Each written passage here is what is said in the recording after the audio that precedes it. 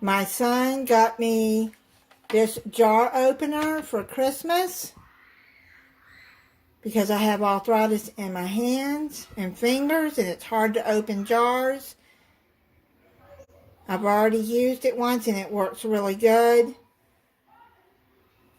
I'm going to show y'all how to use this, and I'll put the link to where to get it in the description. Hold this down for 15 seconds.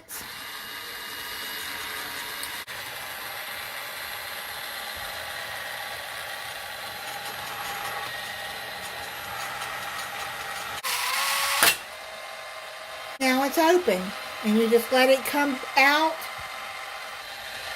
and finish doing what it's doing, and then you open the jar. Like that. It's so easy to use. I love this thing.